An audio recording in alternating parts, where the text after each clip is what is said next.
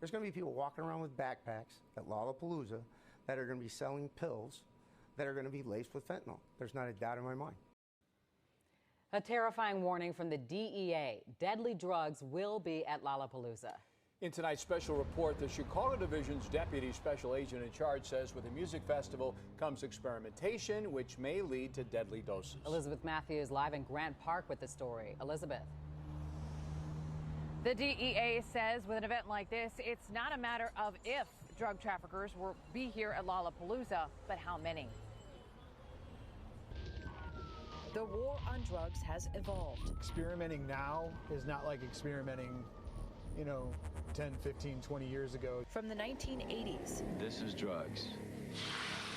This is your brain on drugs. To now. It just takes 2 milligrams of fentanyl to kill someone.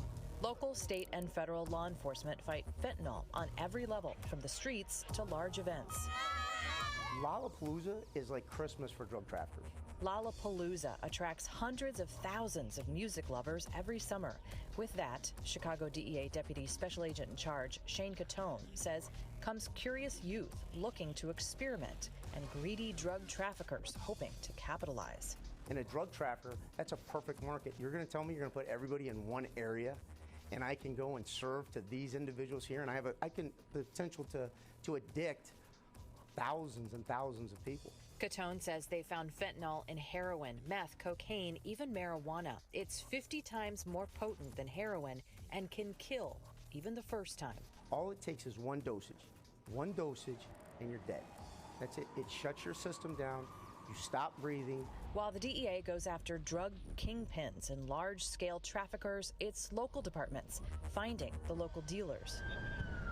That's the job of Aurora Police Lieutenant Greg Spaeth and his officers with the Special Operations Unit. Containing and controlling and, and moving different drug houses and, doing more of the street-level stuff where, with our relationships, we can now then target it on all levels. Spaeth says in Aurora, the drug scene looks different. And you drive through here and, they'd be all over the place stealing drugs. The dealing happens over the phone, via text or social media. And when a large event happens in the area, they see more movement. If you have a large event going on like that, and you have an informant that brings forth information about, a certain amount of drugs being moved, then my guys and our team will switch gears and work on that. Chicago saw close to 1,300 fatal fentanyl poisonings last year.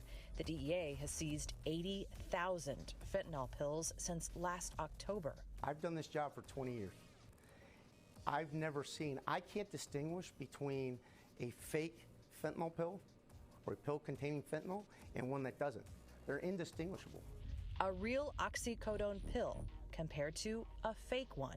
Hard to tell the difference. If you decide to use something, I would encourage you not to use alone, using with people who are sober. Dr. Mariah Ramondar with Lurie Children's Hospital says they see numerous patients during Lollapalooza and advises carrying the opioid antidote. Having naloxone, your own naloxone, could save somebody else's life, or if you carry it around and you let your friends and other loved ones know it's where it is, because you can't use it on yourself.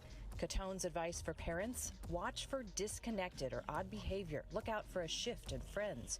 He has this message for the dealers. One of the things I can guarantee you as a DEA special agent is that if you harm a child through an overdose or you poison a child through an overdose, we are coming. We're going to find out who you are, we're going to arrest you, and you're going to be charged with a homicide. Dr. Ramondar says while they do see drug poisonings stemming from Lollapalooza, they see an awful lot more injuries related to